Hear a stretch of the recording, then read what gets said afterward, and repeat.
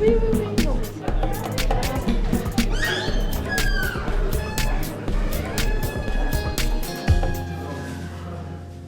Salut à tous, bienvenue sur la chaîne Décrocher du décrochage. Cette chaîne veut témoigner de plus de 20 ans de lutte contre le décrochage scolaire par la bouture et le clept. Chaque semaine, elle vous accompagnera jusqu'à la fête des 20 ans du clept. Enfin, 22 ans pour être précis. Effectivement, il y a une petite pandémie qui est passée par là et qui a reporté la fête. Le clept, collège, lycée, élitaire pour tous. Élitaire, on y reviendra plus tard. Le clept donc. Dans ce premier épisode, ils arrivent au clept. Vous verrez des images mêlées d'hier et d'aujourd'hui, et d'ailleurs vous reconnaîtrez certains visages. Je vais vérifier auprès de vous, donc je vais vous solliciter ce que vous avez conservé assez précisément, j'espère. Oui ? Installe-toi, Joël. Ce que vous avez conservé assez précisément, j'espère, de ces notions qui vous sont indispensables si vous voulez faire un bon travail dans le cadre d'une analyse de texte argumentatif, et puis bien sûr qui vous sont également indispensables si vous voulez écrire des textes argumentatifs. J'ai pas décroché pour les cours, à cause des cours, j'ai décroché plutôt pour des raisons familiales. J'ai fait un an d'ébénisterie pour ensuite suivre sur 2 ans de peinture en bâtiment. Donc c'était assez long, assez fastidieux, c'était pas forcément ma place.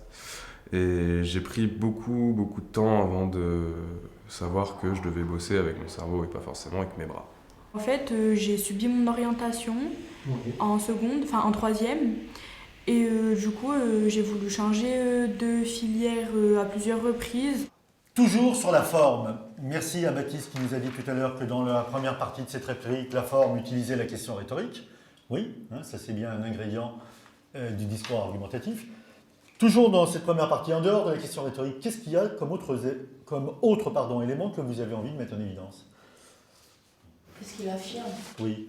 Et où est la forme affirmative dans cette première partie, Manuel? Pourquoi tu m'as dit qu'il affirmait? À quoi tu le vois?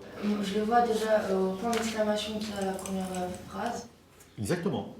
Il y a un point d'exclamation qui clôt la phrase. La belle chose de vouloir se piquer d'un faux honneur d'être fidèle, de s'ensevelir pour toujours dans une passion et d'être mort dès sa jeunesse, à toutes les autres beautés qui nous peuvent frapper les yeux. Point d'exclamation. Et tout de suite après, Il y a le non. voilà, tout de suite après, puisque tout à l'heure Hugo a pensé à nous rappeler que dans un texte argumentatif il y avait de la réfutation, eh bien lui il réfute. On n'est plus sur un rapport de domination, mais sur un rapport d'élévation. C'est-à-dire que les professeurs sont nos repères, ce sont vraiment les gens qui nous permettent d'avancer. Alors le classicisme, ça serait quoi sa particularité, sa singularité qui fait que ça n'a rien à voir avec le baroque, ça n'a rien à voir avec le réalisme? D'accord. Voilà. Parce que moi, on cherche encore plus loin à se dire comment le faire. Non, parce que tu vois, c'est ce que je vous disais ce matin quand je vous disais de trouver la thèse. Si vous surlignez trop de choses, la thèse elle est noyée, on ne la voit plus la thèse. Ouais. La définition pour qu'elle soit efficace, il faut qu'elle soit courte. D'accord, ok. Bon, on va nickel alors. Merci Bernard. Cool. Franchement, ici, j'ai l'impression d'être complètement dans un autre monde. Enfin, en fait, on se rejoint presque tous sur notre parcours scolaire, donc je pense que c'est un peu moins... dans un lycée banal, ils sont trop focalisés sur leurs petits projets à eux, etc. Alors qu'ici, on est plus écoutés, appuyés et tout. Bah faut le dire, non ça. Bah oui.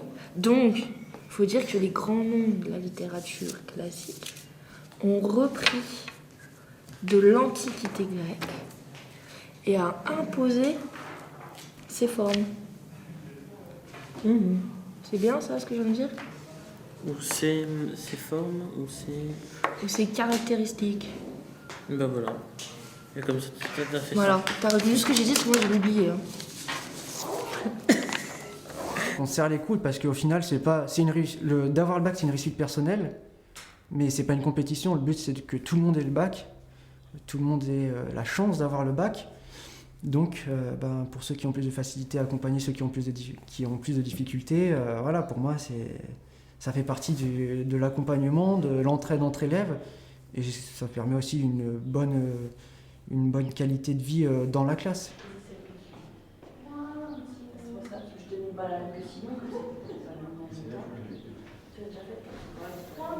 Ça fait toujours un petit quelque chose de se revoir plus de 10 ans après. Merci beaucoup d'avoir suivi cet épisode. Faites-nous part de vos réflexions en commentaire. Partagez, diffusez un maximum autour de vous dans vos réseaux. Suivez-nous, abonnez-vous pour suivre de nouveaux témoignages de décrocheurs, de raccrocheurs, de parents et de professeurs. À la semaine prochaine. Oui, oui, oui.